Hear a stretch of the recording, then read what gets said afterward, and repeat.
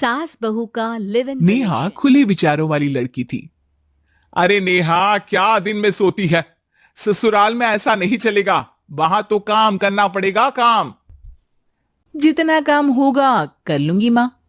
पर अगर कोई ये कहे कि सारा आराम छोड़कर सिर्फ काम ही करना है तो ना भी ना, मुझे नहीं करनी शादी। अरे कैसी बात कर रही हो? अच्छा चलो जाकर नहा लो, मैं नाश्ता लगा देती हूं, फिर तुम्हें कॉलेज भी तो जाना है। नेहा कॉलेज के लिए निकल जाती है। वो सोचने लगती है कि ससुराल में वो कैसे मैनेज करेगी। क्या हुआ नेहा, परेशान लग रही हो? अरे यार, तू तो मुझे जानती है ना, मुझे अपनी लाइफ बिल्कुल परफेक्ट चाहिए। लेकिन लग नहीं रहा लोग मानेंगे। यार, कहीं मेरी शादी ऐसे घर ना हो जाए जहां मेरी जिंदगी ही नरक हो जाए। अरे मैंने ना कल एक इंग्लिश फिल्म देखी थी, उसमें भी कुछ ऐसी ही समस्या थी हीरोइन की। अच्छा, तो फिर क्या किया उसने? उसने तो अपने होने वाले पति से साफ साफ कह दिया कि वो पहले उसके घर कुछ दिन तक बिना शादी के रह कर देखेगी, और अगर ठीक लगा तो ठीक, वरना तेरे मेरे रास्ते अलग।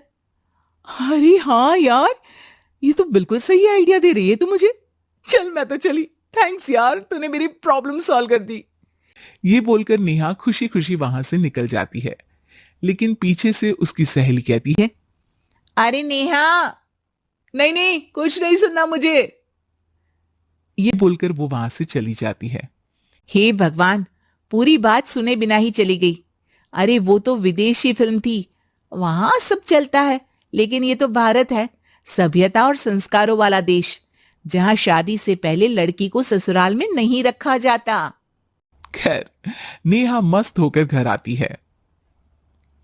नेहा, कल तुझे लड़के वाले देखने आने वाले हैं, और हाँ, इस बार कोई बहाना नहीं चलेगा।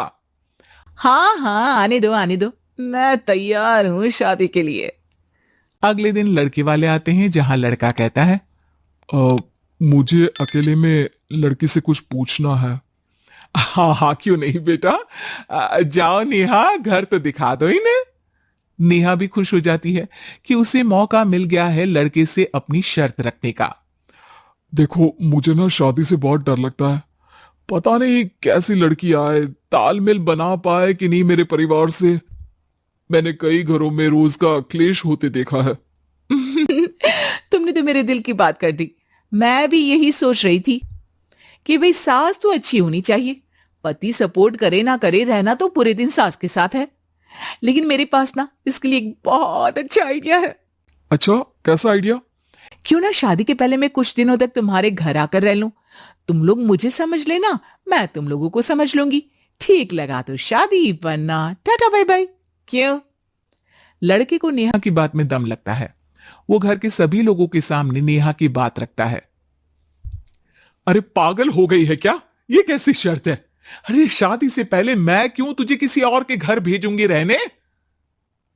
अरे लड़की के ख्याल तो 20 साल आगे के हैं, इतनी भी खुले विचारों वाली लड़की नहीं चाहिए हमें। अरे माँ, क्या बुरा और गलत बोल रही है ये? रहना तो हम दोनों का है ना। कल को कोई परेशानी आई तो तुम सब तो ये बोलकर निकल जाओगे कि जिंदगी तुम लोगों को ही निभानी है, तुम लोगों को जो करना है करो। तब क्या करूंगा बताओ? सबके समझाने पर वो लोग मान जाते हैं। वाह, मैं 2-3 दिनों में पैकिंग कर लूंगी, तो आकर मुझे ले जाना। और नेहा पहुंच जाती है विशाल के घर। आओ आओ, ये रहा तुम्हारा कमरा।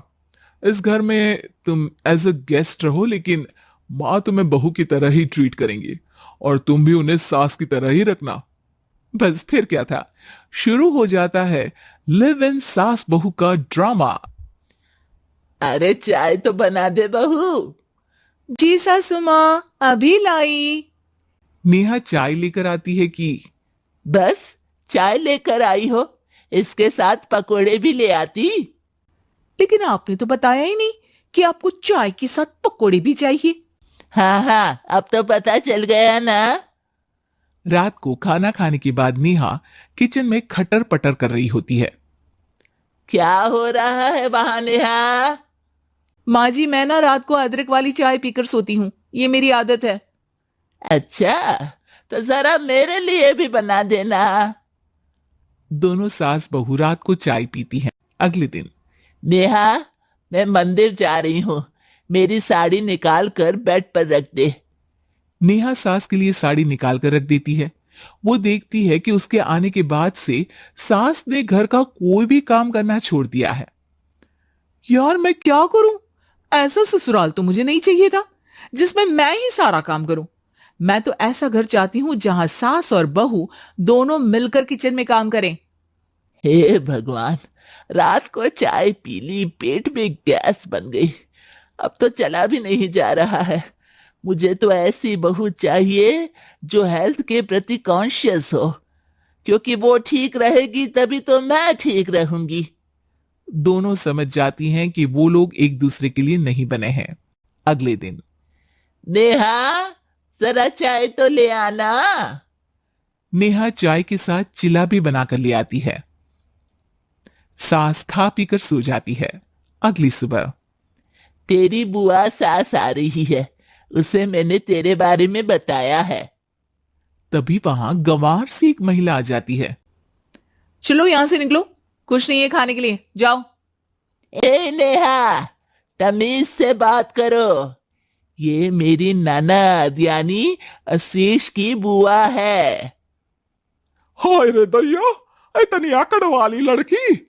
अरे यही है ना जो शादी से पहले ही आकर बस गई है यहाँ पर। बस नहीं गई हूं, बसना है या नहीं ये डिसाइड करने आई थी, लेकिन इन लोगों के रिश्तेदार इतने गंवार हैं तो मैं तो ना कर रही इस घर में शादी। अरे भाभी, और क्या कमी थी हमारे आशीष में जो आपने ऐसी लड़की की शर्तों को मान लिया? अरे वो तो आशीष के कहने पर मैं झुक गई, वरना ऐसी लड़की को तो मैं घर में घुसने भी ना दूं। ए हेलो, ऐसी लड़की कैसी लड़की? हाँ, बिना समझे बुझे शादी कर लूं? अब तो समझ गई ना कि हम लोग गांव के हैं। भाभी को खाट पर सोना और रिश्तेदारों का गांव से आना जाना तो लगा ही रहना है। हाँ हाँ, मैं तो किसी मॉडर्न घर में शादी करूंगी। ये बोलकर नेहा वहां से चली जाती है। अपने घर में आकर नेहा कहती है, ना मां ना, लिव इन में रहकर देख लिया, ये गांव के लोगों का कोई भरोसा नहीं है। खैर, नेहा की शादी एक मॉडर्न घर में हो जाती है, जहां सास कहती है, हे नेहा, मैं टेनिस खेलने जा रही हूं, आओ तो जूस बनाकर रखना, और हाँ, वॉलनट्स और ओट्स भी बना लेना। जी माँ। माँ! मॉम बोलो डार्लिंग, माँ इज ओल्ड फैशन। बेचारी नेहा सर पर हाथ रख लेती है। हे भगवान, ये सास तो सास ही होती है, गांव की हो या शहर की।